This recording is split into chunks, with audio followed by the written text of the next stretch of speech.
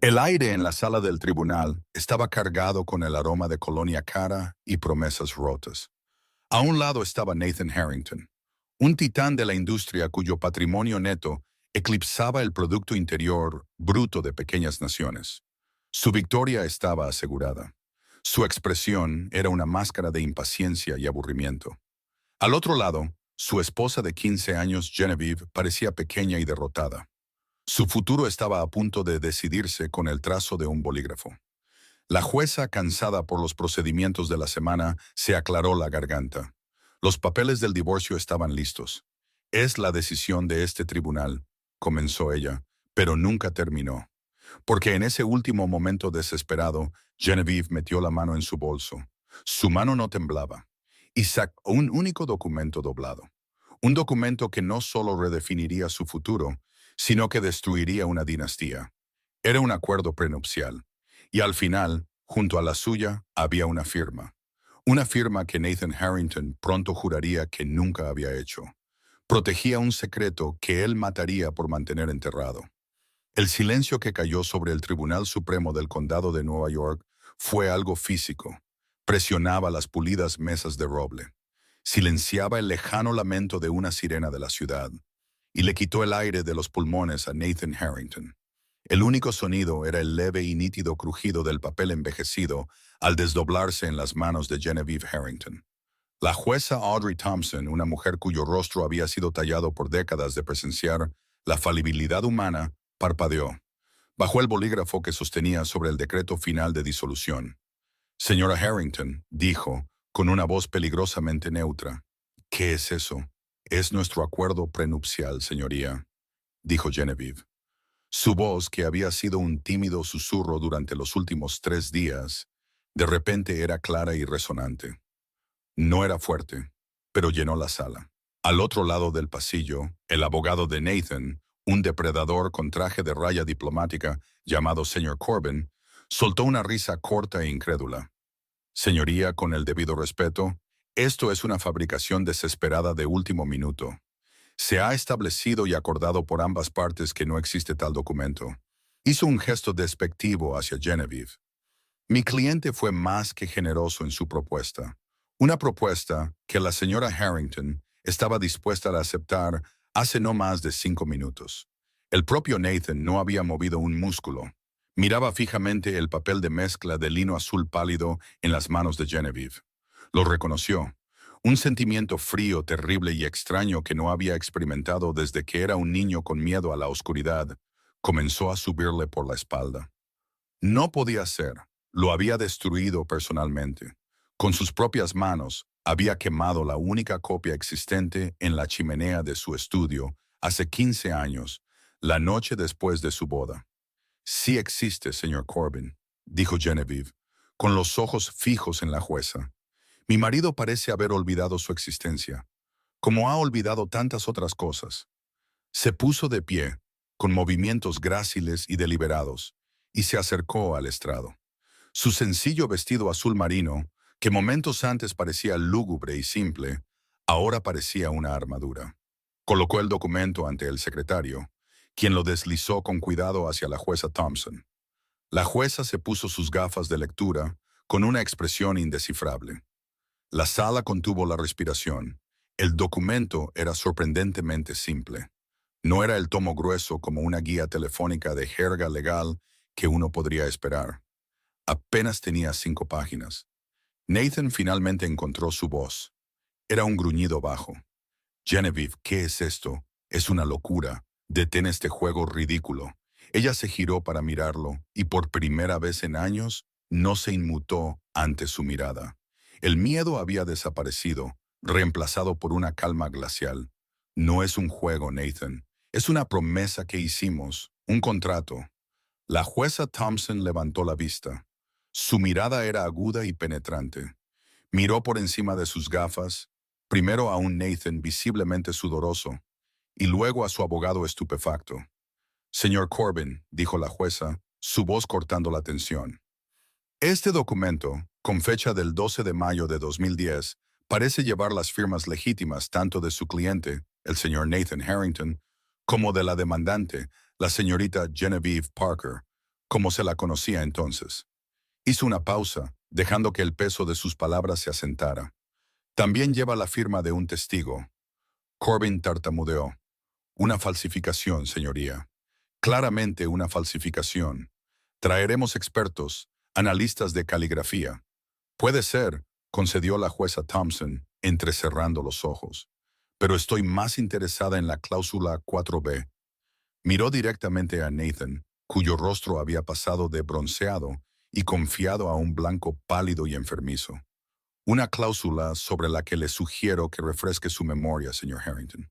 Establece que en caso de disolución matrimonial resultante de, y cito, un acto de profunda traición personal, incluyendo pero no limitado a la infidelidad. Todos los activos, propiedades y participaciones adquiridos antes del matrimonio permanecen con su propietario original. Corbin se burló. Bueno, eso es una cláusula estándar, señoría. Mi cliente es el único que genera ingresos. Los activos adquiridos previamente eran suyos.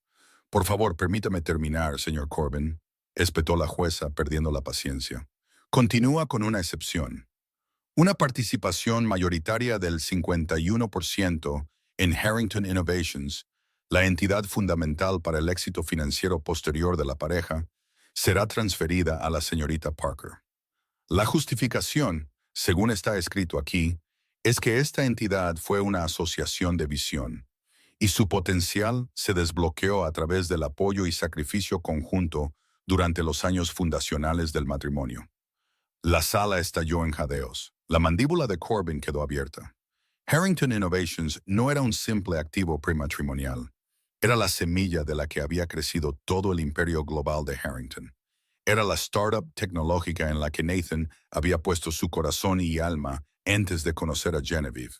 La que desarrolló el revolucionario software de logística que se convirtió en el motor de su máquina de $1,000 millones. Era su bebé, su legado. Perder una participación mayoritaria en ella sería más que un golpe financiero. Sería una amputación. Nathan se puso de pie de un salto, su silla chirriando contra el suelo. Eso es mentira, una completa y absoluta invención. Ella lo falsificó. Esa no es mi firma. Su voz retumbó, la voz de un hombre acostumbrado al mando absoluto. Pero por debajo había una nueva y cruda nota de pánico. Genevieve simplemente se mantuvo firme, con las manos entrelazadas tranquilamente a la espalda. La jueza Thompson golpeó su mazo, el sonido resonando como un disparo. Siéntese, señor Harrington. Mantendrá el decoro en mi tribunal. Se hundió de nuevo en su silla, su rostro una máscara de ira púrpura. Miró a Genevieve, la miró de verdad, y la mujer que vio no era la criatura dócil y gentil que había decidido desechar. Vio a una extraña, una estratega que acababa de darle jaque mate en un juego que ni siquiera sabía que estaba jugando. Señoría, dijo Genevieve con voz firme, tengo pruebas de la autenticidad de la firma y tengo pruebas de la infidelidad. Hizo un gesto a su propio abogado, un hombre tranquilo y modesto llamado Robert Chen.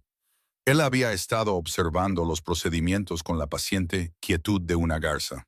Se levantó y abrió su maletín. No sacó un solo archivo. Comenzó a colocar gruesos y pulcros dosieres sobre la mesa, uno tras otro. Había 5 de ellos.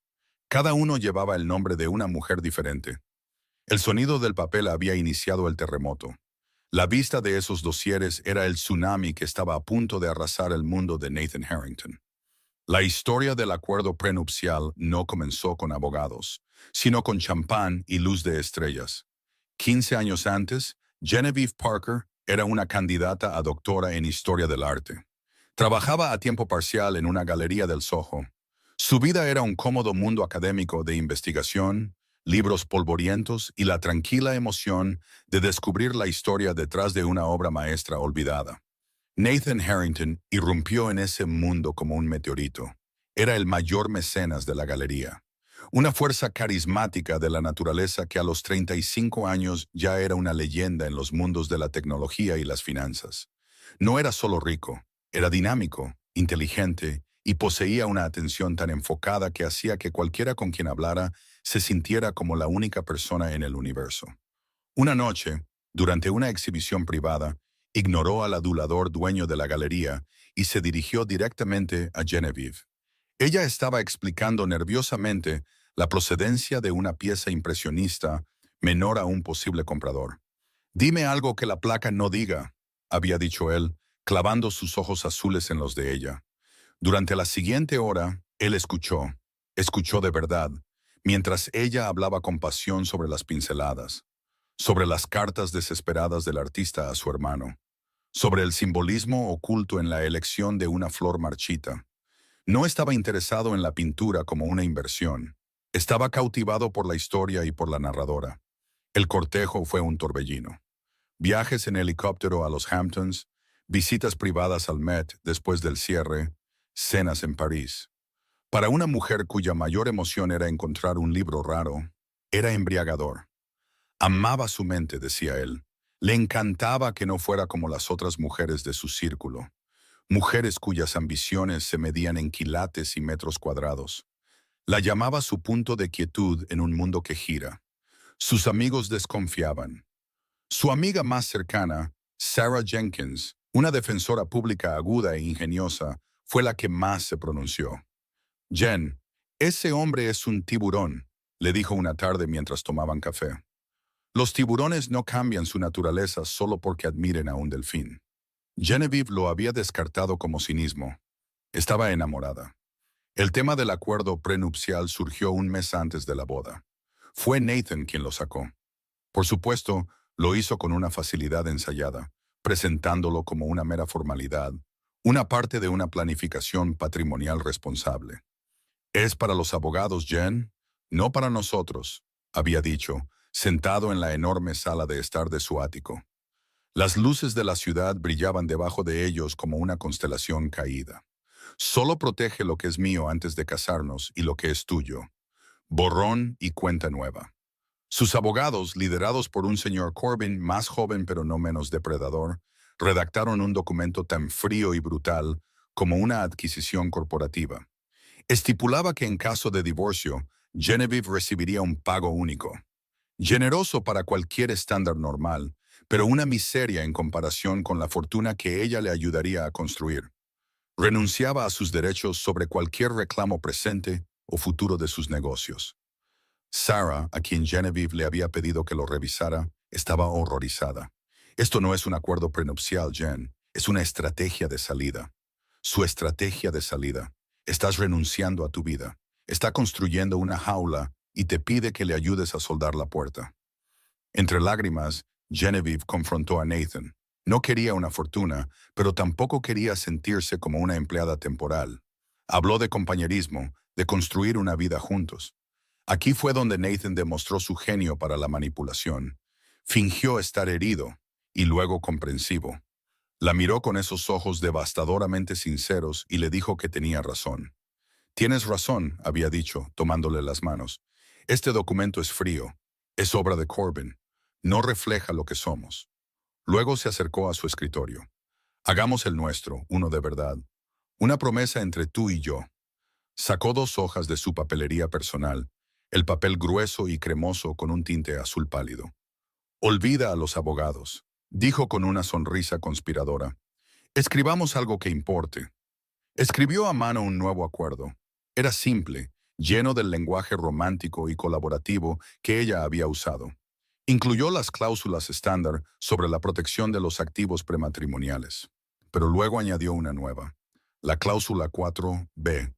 Se lo presentó como su acto de fe definitivo. «Harrington Innovations», explicó.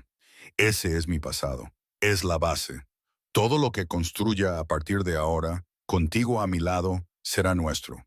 Pero si alguna vez rompo mi promesa, si te traiciono, entonces la base misma se volverá tuya, porque habrás sido la coarquitecta de todo lo que vino después». Fue lo más romántico que había escuchado jamás. No se trataba de dinero, se trataba de principios. Era un reconocimiento de su valor más allá del signo del dólar. «Hay una cláusula de testigo», notó ella con el corazón desbocado. «Por supuesto», presionó su intercomunicador. «Elías, ¿podrías venir un momento?» Elías Foster entró en la habitación.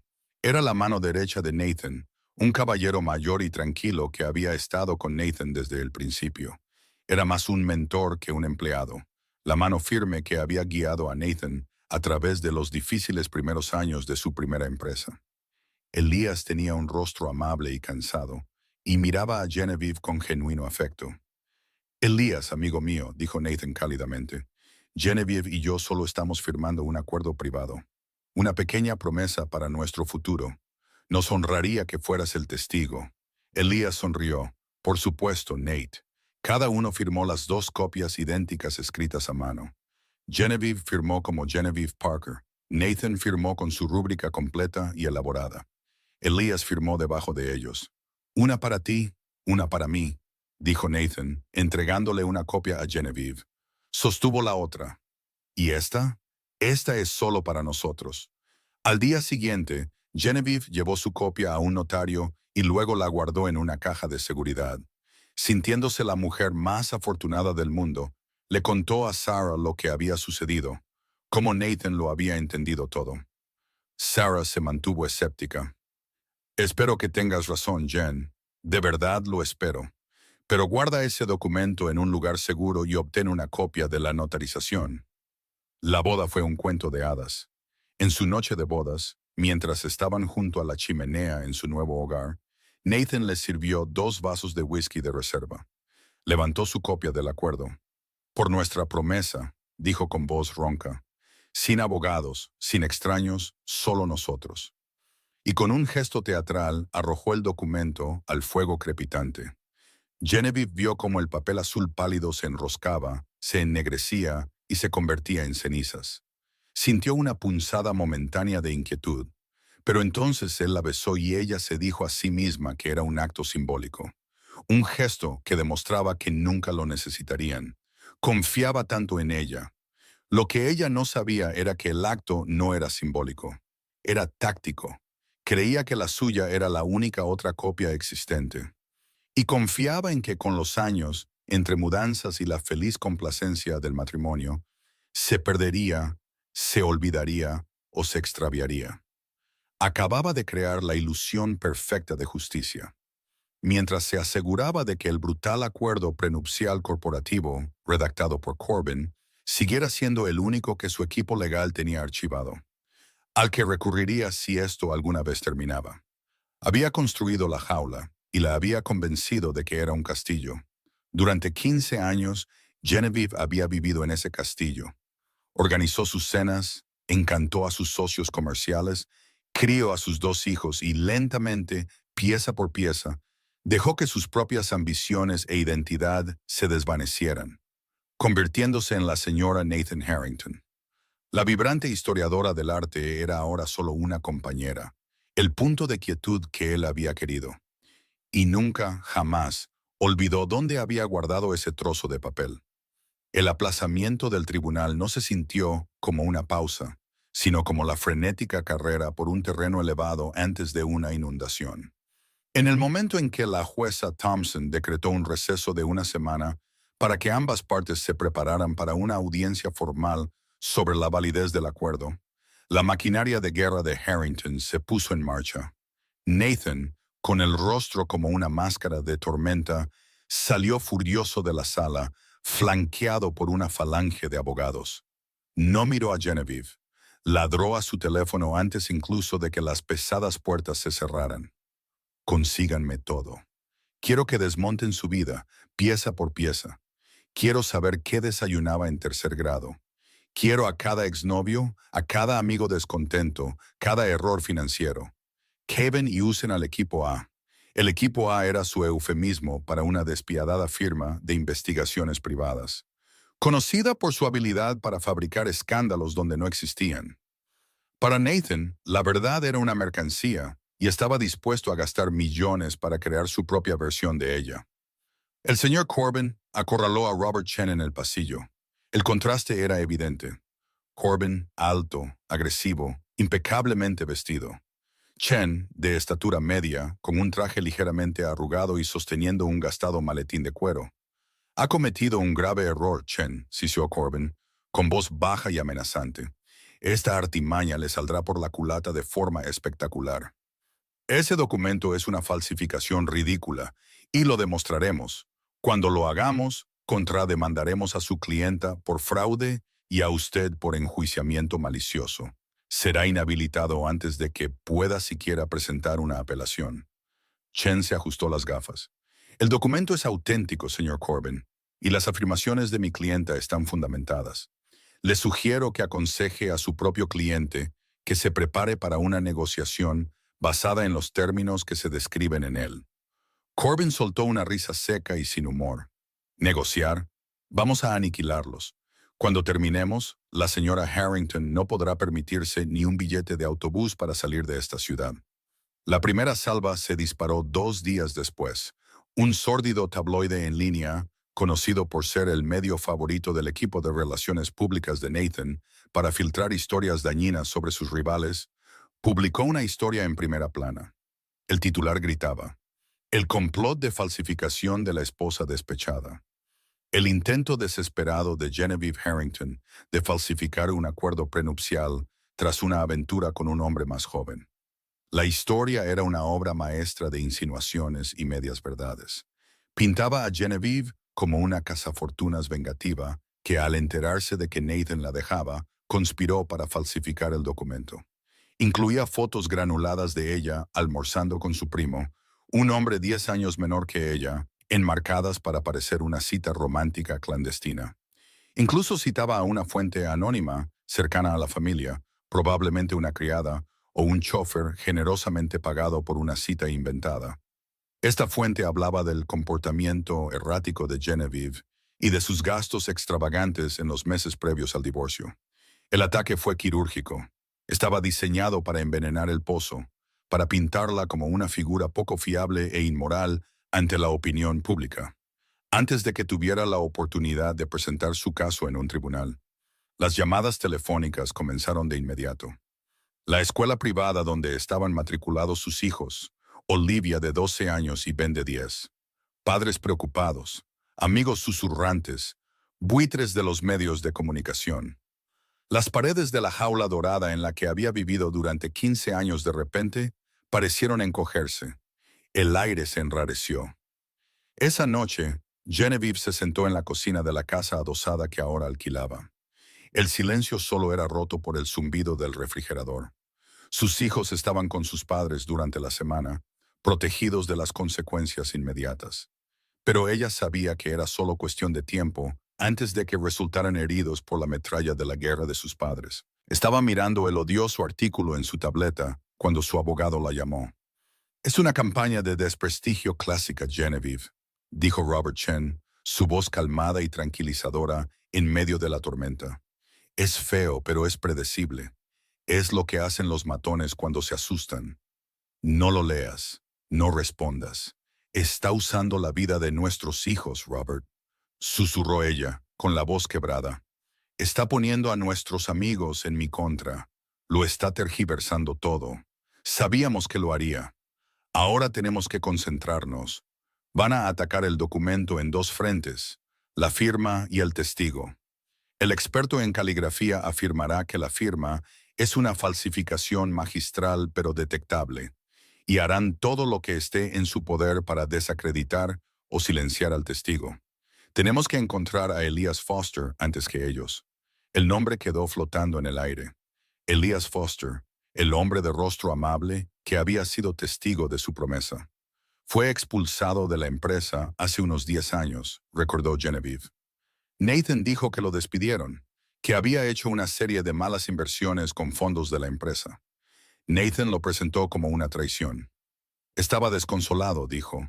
Hizo una pausa, mientras una nueva y repugnante comprensión la invadía. Oh, Dios mío, no estaba desconsolado. Estaba cubriendo sus huellas. Elías sabía demasiado. Exacto, dijo Chen. Nathan se habría asegurado de desacreditarlo mucho antes de que se convirtiera en un posible problema. Probablemente lo obligaron a firmar un acuerdo de confidencialidad férreo y le dieron una indemnización por despido supeditada a su silencio. Encontrarlo será difícil. Estará asustado. Chen ya había contratado a su propio investigador, un discreto ex-detective llamado Frank, para comenzar la búsqueda. Pero los recursos de Nathan eran ilimitados. Era una carrera. El siguiente ataque fue más personal y mucho más cruel. Un mensajero llegó a su puerta con una notificación legal. Nathan solicitaba una audiencia de emergencia para obtener la custodia exclusiva de los niños. Citaba su comportamiento inestable y engañoso como un peligro para su bienestar. El acuerdo prenupcial fraudulento era la prueba A en su solicitud. Ese fue el golpe que puso a Genevieve de rodillas. Estaba usando a sus hijos como palanca, como peones para ser sacrificados. Se acurrucó en el sofá, con el documento legal apretado en la mano, y por primera vez desde que todo comenzó, sintió una ola de desesperación tan profunda que amenazaba con ahogarla.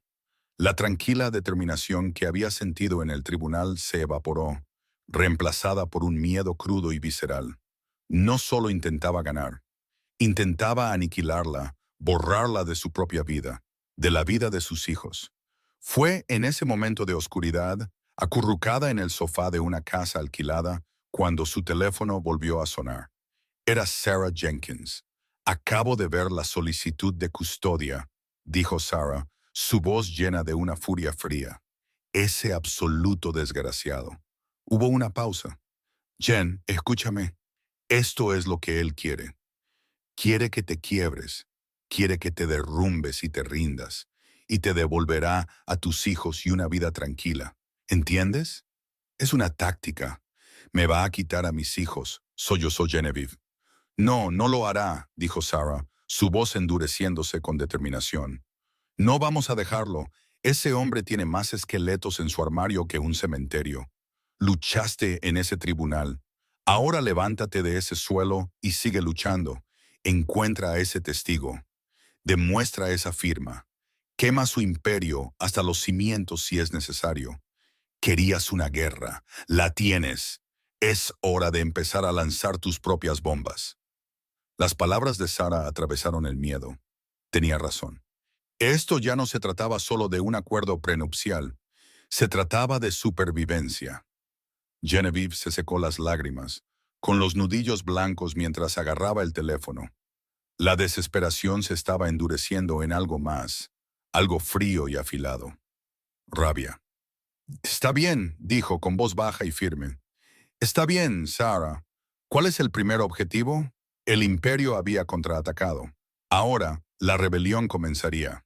La búsqueda de Elias Foster fue como cazar a un fantasma. Nathan no solo había despedido a su antiguo mentor, lo había borrado eficazmente. El nombre de Elias fue eliminado de la historia corporativa de Harrington Global. Su huella digital casi se había vaporizado. Frank, el investigador de Chen, se topó con un callejón sin salida tras otro. El paquete de indemnización habría incluido un acuerdo de no divulgación tan aterrador que Elias habría tenido miedo incluso de usar su propio nombre en una solicitud de tarjeta de crédito. Nathan no solo lo quería fuera, quería que desapareciera. Frank informó a Chen y a Genevieve en la modesta oficina de Chen. Probablemente lo obligó a aceptar un pago en efectivo, haciéndolo imposible de rastrear por medios financieros convencionales. Sin embargo, Genevieve tenía una ventaja sobre los investigadores. Tenía memoria. Durante 15 años había sido el depósito de los pequeños e insignificantes detalles de la vida de Nathan, detalles que él mismo había olvidado hacía mucho tiempo. Solía hablar de Elías todo el tiempo en los primeros años, dijo ella, cerrando los ojos, forzándose a volver a los recuerdos de una época más feliz. Dijo que Elías era la única persona que podía ganarle al ajedrez. Dijo que Elías no era un hombre de negocios, sino un artesano. Su pasión no era el dinero, era la estructura, construir cosas. Tenía una cabaña en alguna parte. ¿Una cabaña?, preguntó Chen, inclinándose hacia adelante. Sí, en algún lugar al norte del estado, en las montañas de Catskill, creo. Elías la construyó él mismo, a mano. Nathan una vez se burló de que Elías preferiría cortar leña que cerrar un trato. Era su santuario. Nathan le dio el terreno como regalo años antes de que se separaran. Era una pequeña migaja de pan, pero era más de lo que habían tenido en días. El problema era que los registros de tierras a nombre de Nathan Eran vastos y a menudo estaban protegidos por empresas fantasma. El regalo, dijo Genevieve, abriendo los ojos de golpe. Nathan lo habría estructurado como una bonificación para minimizar su obligación fiscal. Se habría transferido desde la empresa, desde Harrington Innovations, directamente a Elias Foster. Habría sido antes de la gran expansión, cuando formó Harrington Global. Chen ya estaba tecleando furiosamente. Este era un nuevo vector, una entidad corporativa específica y un marco de tiempo específico. En una hora lo tenían. Una transferencia de escritura de 2008, una parcela de 5 acres de tierra no incorporada en el condado de Sullivan, regalada por Harrington Innovations a un tal Elias Foster. No había una dirección oficial, solo un número de parcela en una zona densamente boscosa cerca de un pueblo llamado Roscoe. Es él, suspiró Genevieve. Frank irá para allá a primera hora de la mañana, dijo Chen. Será discreto, no queremos asustarlo. Pero ya era demasiado tarde. Al día siguiente, Frank llamó a Chen desde un arcén ventoso.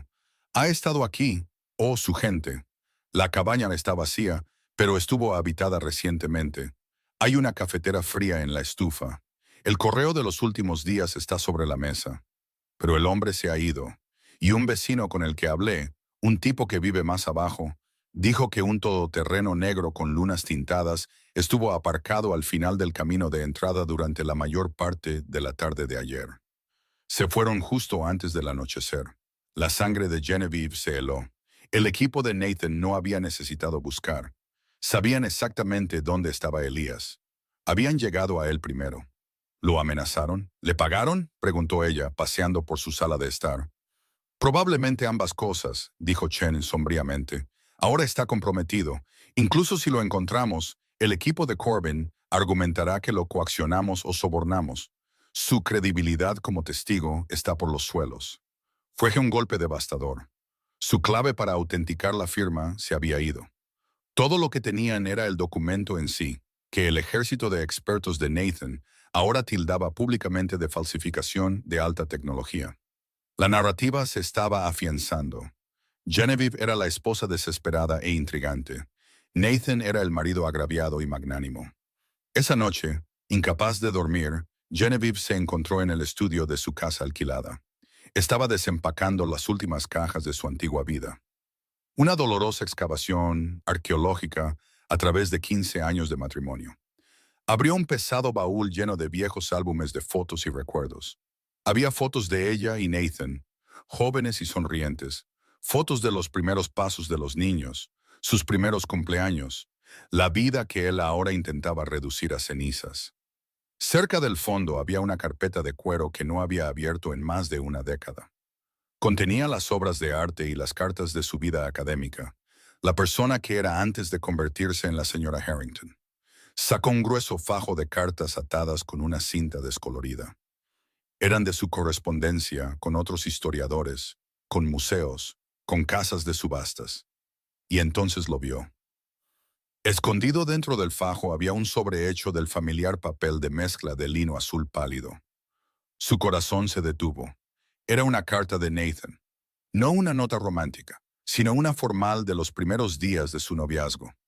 Le había escrito a su anterior empleador, la Galería Soho, haciendo una donación significativa en su nombre para financiar una beca de investigación con la que ella había soñado durante mucho tiempo. Fue un gesto grandioso y controlador, pero que ella había visto como romántico en ese momento. La carta estaba fechada en febrero de 2010, solo 3 meses antes de que firmaran el acuerdo prenupcial.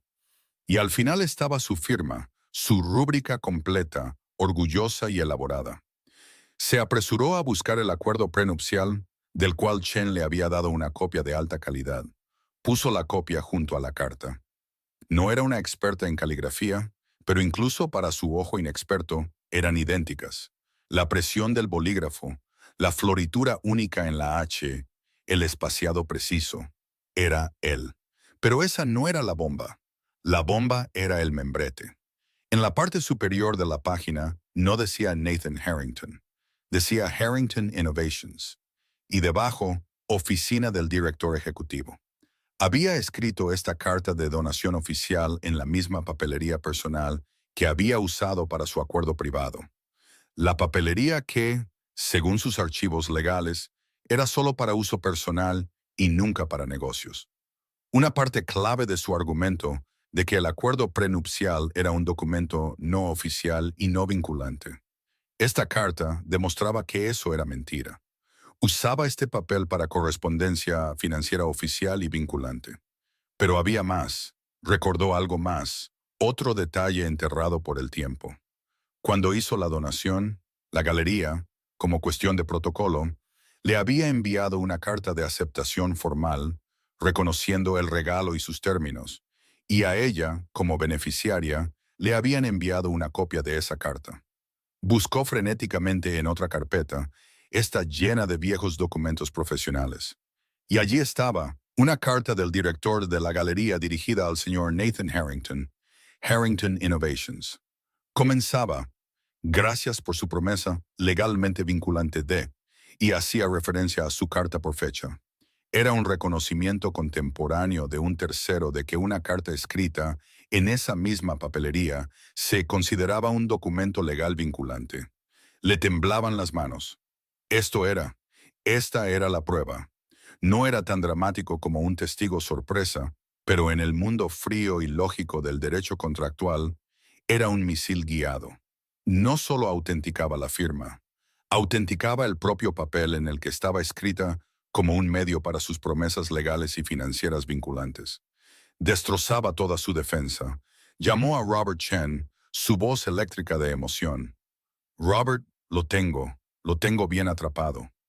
Mientras explicaba lo que había encontrado, el tranquilo abogado al otro lado de la línea guardó silencio por un largo momento.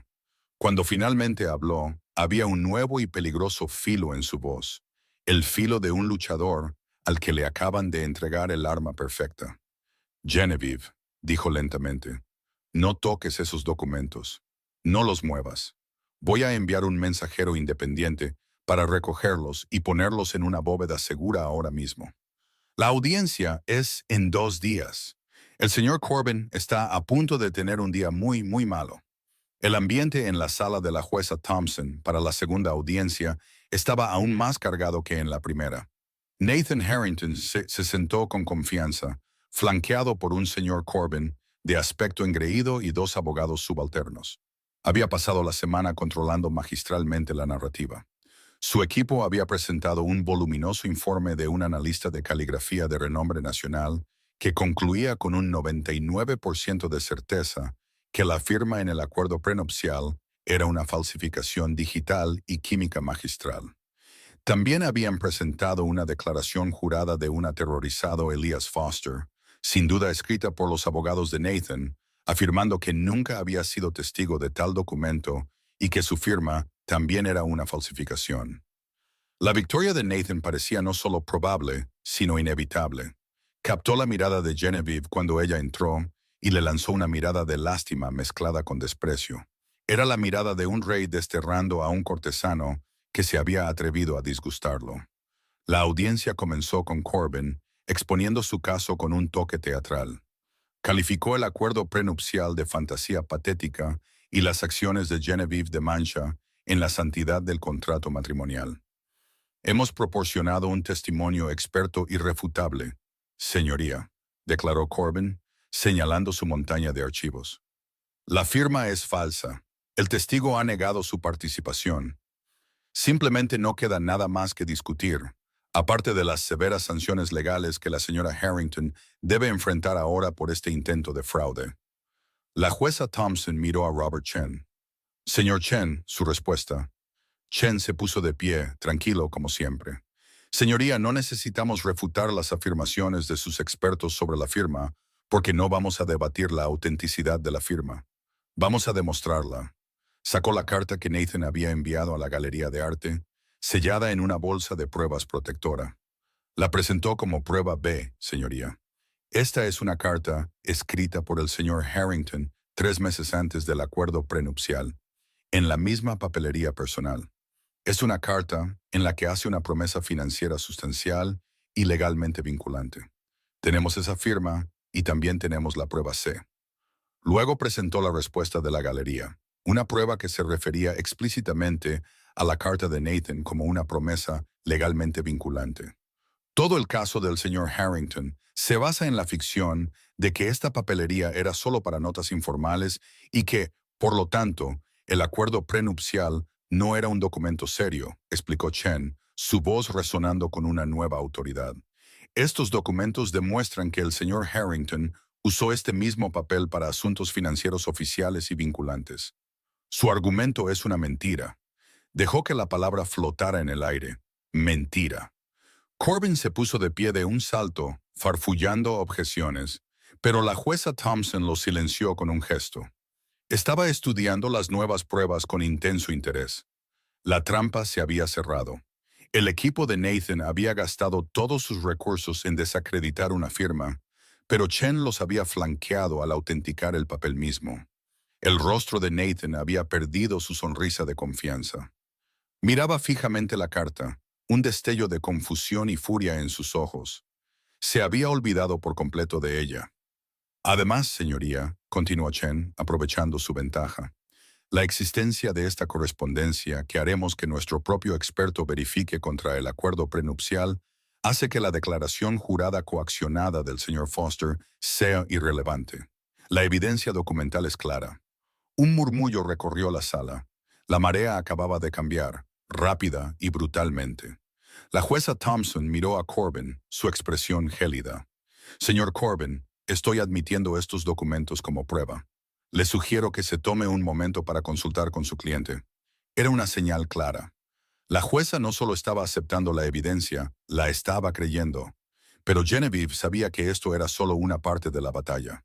Demostrar que el acuerdo prenupcial era real era una cosa. Demostrar la infidelidad era otra. Las historias de los tabloides habían enturbiado las aguas, haciendo que su propio carácter fuera sospechoso. Sus pruebas de las aventuras de él, los dosieres que había llevado a la primera audiencia, podrían ser descartadas como el trabajo vengativo de una mujer despechada. Mientras la jueza pedía un breve receso, Genevieve se inclinó hacia Chen. No es suficiente, Robert. Cambiarán de táctica. Admitirán que el acuerdo es real, pero argumentarán que la cláusula de infidelidad no se ha activado. Dirán que yo soy la que tuvo la aventura. Chen esbozó una pequeña sonrisa, casi imperceptible. Cuento con eso. Palpó su maletín. Hay una cosa más sobre ese acuerdo que han pasado por alto. Todos, incluyéndote a ti, Jen, se han centrado en la cláusula 4B. Ella lo miró confundida. ¿Qué más hay? Hay un anexo, dijo él, bajando la voz. Anexo 2. Una cláusula en la que el propio Nathan insistió. Una cláusula tan específica y tan extraña que creo que olvidó que estaba ahí. Estaba tan concentrado en el texto principal que nunca imaginó que entraría en juego. Deslizó una copia del acuerdo sobre la mesa hacia ella y señaló la última página. Era un párrafo corto, escrito de puño y letra de Nathan, justo encima de las líneas de firma. Anexo 2. En reconocimiento de las complejidades de la vida que preceden a esta unión, se establecerá un fideicomiso privado, designado como el Fideicomiso Fénix, y será administrado de forma independiente por un tercero. En caso de disolución y tras la confirmación del cumplimiento de las obligaciones personales preexistentes por parte del señor Harrington, el control de la administración de este fideicomiso y todos sus activos se transferirá a la señora Parker para garantizar su ejecución continua y fiel, protegido de conflictos personales. Genevieve lo leyó 2 veces. Estaba lleno de jerga legal que Nathan claramente había escrito él mismo. Obligaciones personales preexistentes. El fideicomiso Fénix. Nunca he oído hablar de esto. ¿Qué significa? Yo tampoco lo sabía, admitió Chen. Así que le pedí a Frank, nuestro investigador, que dejara de buscar a Elias Foster y empezara a investigar esto, cualquier fideicomiso privado establecido por Nathan en la época de su boda. Le llevó una semana persiguiendo empresas fantasma y cuentas en el extranjero, pero lo encontró. Los ojos de Chen se encontraron con los de ella. Genevieve, la obligación personal preexistente es un hijo. El mundo se tambaleó sobre su eje. Un hijo, susurró ella. Un hijo nacido un año antes de que conocieras a Nathan. Se llama Leo. Nathan los ha mantenido a él y a su madre completamente ocultos. Creó este fideicomiso para mantenerlos. Pero los pagos dependían del silencio absoluto de la madre. Estaba aterrorizado de que un escándalo arruinara su ascenso al poder. Puso esa cláusula en el acuerdo prenupcial como un mecanismo de seguridad. Pensó que si alguna vez se divorciaban, podría demostrar que había cumplido su obligación pagándoles, y el asunto se cerraría. Nunca, jamás imaginó que tú serías la encargada de ello. Genevieve sintió una oleada de náuseas. Un hijo. Toda una vida secreta que le había ocultado durante 15 años. La profundidad del engaño era asombrosa. No se trataba solo de engañar. Se trataba de una mentira fundamental que se encontraba en el núcleo mismo de su vida juntos. Esta cláusula, explicó Chen, con voz precisa, es nuestra verdadera arma. Olvida la infidelidad por un momento. Esto es más grande. La existencia de un hijo secreto y un fideicomiso secreto, creado para ocultarlo, es la definición misma de profunda traición personal. Es una traición no solo a ti, sino al propio niño. Demuestra un patrón de engaño que hace que todas sus otras afirmaciones carezcan de valor. Y lo bueno es que el acuerdo prenupcial que él mismo escribió te da la llave. Te da el control sobre el mismo secreto que intentó enterrar. Genevieve miró a Nathan al otro lado de la sala. Estaba inmerso en una furiosa conversación susurrada con Corbin, sin duda tratando de averiguar cómo contrarrestar la carta de la galería. No tenía idea de lo que se avecinaba. Estaba luchando una batalla en su frente occidental, completamente inconsciente de que un ejército estaba a punto de coronar las montañas al este. La madre, dijo Genevieve, su voz apenas audible. ¿Dónde está ella? ¿Dónde está el niño? Se llama Catherine Powell, dijo Chen. Vive en un pueblo tranquilo de Connecticut. Frank tiene una dirección. Y según él, dejó de recibir sus pagos mensuales del fideicomiso hace 2 meses, justo cuando Nathan decidió divorciarse de ti. Estaba atando cabos sueltos. Está asustada y está enfadada. La rabia de Genevieve de la otra noche regresó, pero ahora era diferente. Era fría, clara y enfocada. Esta ya no era su lucha en solitario. Había una mujer inocente y un niño que habían sido manipulados y descartados por el mismo hombre. El receso casi ha terminado, dijo ella, con su decisión tomada. Cuando termine, quiero que pidas otro aplazamiento. Chen pareció sorprendido. Genevieve, tenemos la ventaja aquí. Necesitamos hacer una cosa más antes de terminar esto, insistió ella, con la mirada acerada. Voy a Connecticut. Voy a conocer a Catherine Powell. Esto ya no se trata de su dinero, se trata de sus víctimas. Y no se va a enfrentar solo a una de ellas en este tribunal. Se va a enfrentar a las dos. El viaje a Connecticut fue un viaje al pasado secreto de Nathan. Genevieve se sentó en el asiento del pasajero del coche de Robert Chen. Las colinas verdes y ondulantes eran un borrón fuera de la ventana. Le había pedido a Chen que la acompañara no solo como su abogado, sino como una presencia estabilizadora. La mujer que estaba a punto de conocer no era una enemiga ni una rival, era una compañera de infortunio. Catherine Powell vivía en una modesta pero bien cuidada casa colonial en una calle arbolada de un pueblo que se enorgullecía de su tranquilo anonimato.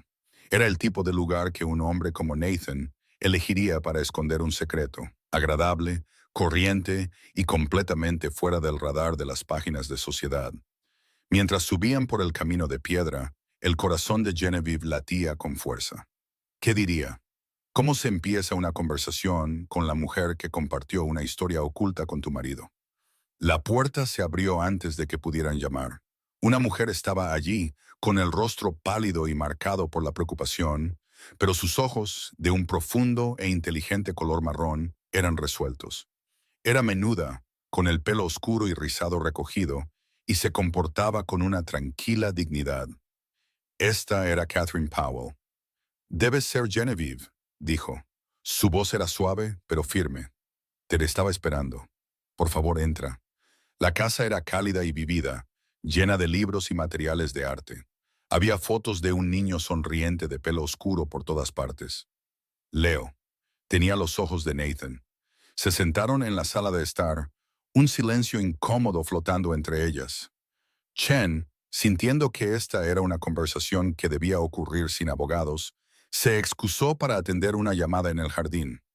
Mi investigador dijo que habías dejado de recibir los pagos, comenzó Genevieve suavemente. Catherine soltó una risa corta y amarga.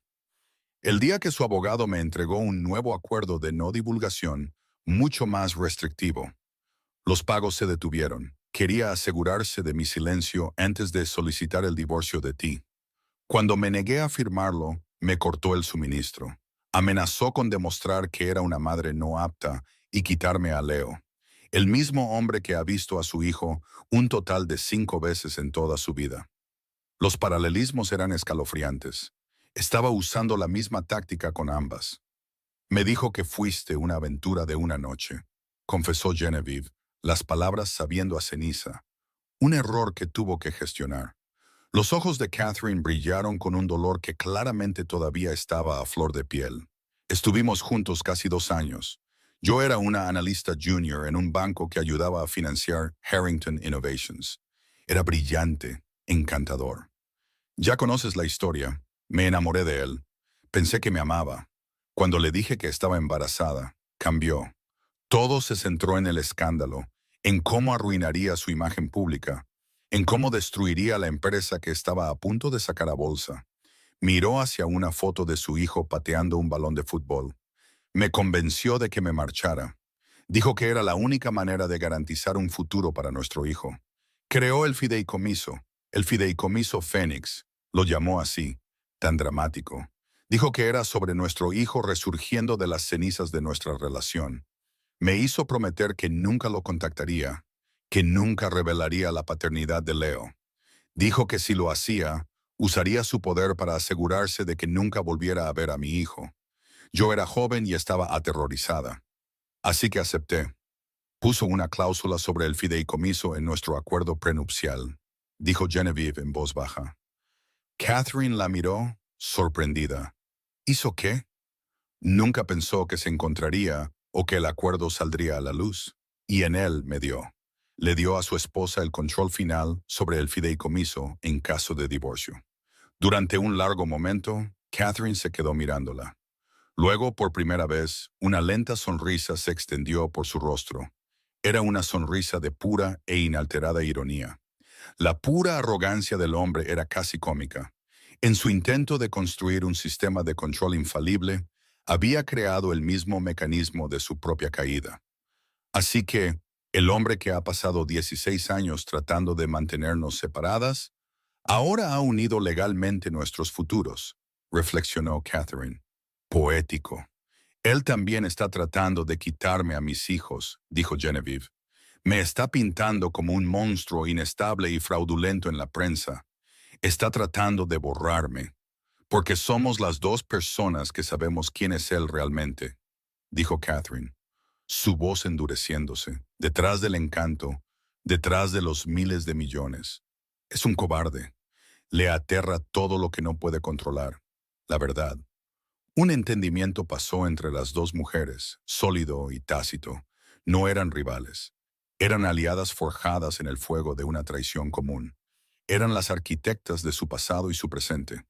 Y ahora serían las arquitectas de su futuro. Su abogado, Corbin, te va a pintar como una extorsionista, le advirtió Genevieve.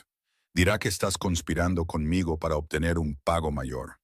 Que lo intente, dijo Catherine, su dignidad como un escudo. Tengo 16 años de cartas que le escribí a Leo sobre su padre. Cartas que nunca envié. Tengo la única fotografía de Nathan sosteniéndolo de bebé. Una fotografía que su equipo de seguridad intentó confiscar. Tengo los documentos originales del fideicomiso que me hizo firmar. No se trata de dinero. Se trata de que mi hijo sepa que su madre no fue un secreto vergonzoso y que su padre es responsable de su existencia. Pasaron las siguientes 2 horas planeando. Catherine aceptó testificar. No sería una testigo hostil arrastrada a la corte con una citación. Entraría voluntariamente como testigo de Genevieve. Robert Chen se unió a ellas de nuevo.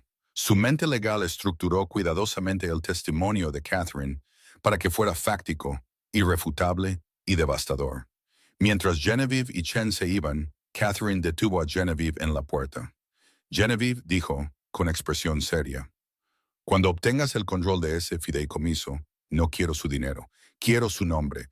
Quiero que Leo tenga la opción de ser reconocido como un Harrington si así lo desea cuando sea mayor. Eso es todo lo que siempre he querido. Haré más que eso», prometió Genevieve, su voz llena de una convicción que la sorprendió incluso a ella misma. «El acuerdo prenupcial me da el 51% de Harrington Innovations, la empresa fundacional. Tampoco se trata del dinero para mí. Se trata del principio. Y el principio es este. El éxito de esa empresa se construyó sobre una mentira. Parte de su legado ahora será asegurar el futuro del hijo que su fundador intentó ocultar. Se dieron la mano, no como una formalidad, sino como un pacto. De regreso a Nueva York, con el sol poniente proyectando largas sombras sobre la autopista, Genevieve sintió un profundo cambio dentro de sí misma. El miedo y la desesperación habían desaparecido, consumidos por una ira justa y un propósito recién descubierto. Nathan había querido que ella fuera un punto de quietud en su mundo giratorio. En cambio, se había convertido en la fuerza que estaba a punto de detener su mundo en seco. Él pensaba que estaba en guerra con la mujer tranquila y tímida con la que se había casado. No tenía idea de que ahora estaba en guerra con las dos mujeres que tenían toda su historia y su legado en sus manos. El último día en el tribunal fue una fortaleza de arrogancia por parte de Nathan Harrington. Sus abogados estaban confiados, su victoria casi asegurada. Estaban preparados para aplastar las acusaciones de infidelidad como si fueran moscas, sin saber que estaban a punto de enfrentarse a un dragón. Cuando la jueza Thompson entró, Robert Chen se levantó. «Señoría», comenzó, «ahora probaremos la profunda traición personal que activa este acuerdo prenupcial. Llamamos a nuestra testigo, Catherine Powell». El nombre no significaba nada para el equipo de Nathan, pero cuando las puertas de la sala se abrieron y una mujer serena de cabello oscuro entró, el rostro de Nathan se puso blanco como la tiza. Conocía a este fantasma. Comprendió en un destello cegador de terror que el juego había terminado. Catherine subió al estrado. La primera pregunta de Chen fue un golpe quirúrgico. «Señorita Powell, ¿podría por favor indicar su relación con el señor Harrington?» Su voz fue clara y firme, cortando el silencio. «Es el padre de mi hijo de 16 años». Las palabras detonaron en la sala. Se escucharon jadeos mientras los reporteros se apresuraban. Corbin miró a su cliente, un hombre congelado en un estado de rigor mortis viviente, y supo que le habían dado jaque mate. La narrativa cuidadosamente construida de un marido agraviado fue incinerada en el acto. Chen presentó las pruebas, los documentos del fideicomiso Phoenix, la fotografía de Nathan sosteniendo a su hijo pequeño, los 16 años de verdad oculta. Fue una avalancha que sepultó por completo las mentiras de Nathan. La jueza Thompson había visto suficiente. Su rostro era una máscara de fría furia. Miró al cascarón de hombre en la mesa del acusado con absoluto desprecio. «Este tribunal considera que el acuerdo prenupcial es auténtico y vinculante», declaró, su voz resonando con finalidad.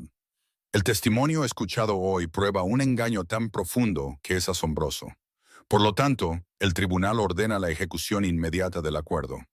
Golpeó su mazo, cada golpe un clavo en el ataúd del imperio de Nathan. El 51% de la participación mayoritaria en Harrington Innovations será transferido a la señora Genevieve Harrington. El control total del fideicomiso Phoenix se transfiere por la presente a la señora Harrington, y este tribunal notificará a la oficina del fiscal del distrito sobre un posible perjurio. Fue una aniquilación total. Nathan se sentó, destrozado, mientras Genevieve se levantaba. Pasó junto a él, no con triunfo, sino con una silenciosa finalidad.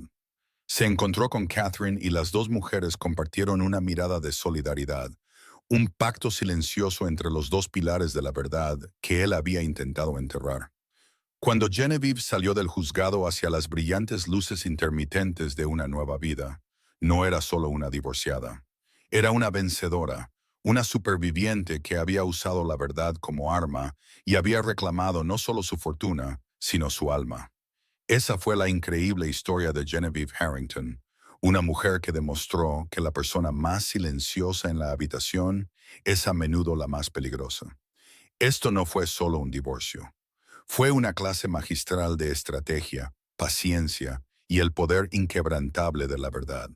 Es una historia sobre cómo las traiciones más profundas a menudo siembran las semillas de su propia destrucción. Nathan Harrington construyó un imperio sobre secretos, pero olvidó que los secretos tienen fecha de caducidad, y las mujeres que despreció se convirtieron en las árbitras de su destino. Si esta historia de engaño, resiliencia y justicia final te ha cautivado, y si crees en el poder de una sola persona para derribar a un gigante, entonces por favor, muestra tu apoyo. Dale al botón de me gusta para hacernos saber que quieres más. Comparte este video con alguien que necesite escuchar que la fuerza viene en muchas formas. Y lo más importante, suscríbete a nuestro canal. Te traemos los dramas de la vida real más fascinantes cada semana, demostrando que a veces las historias más impactantes son las que son verdaderas. Haz clic en la campanita para no perderte ninguna actualización.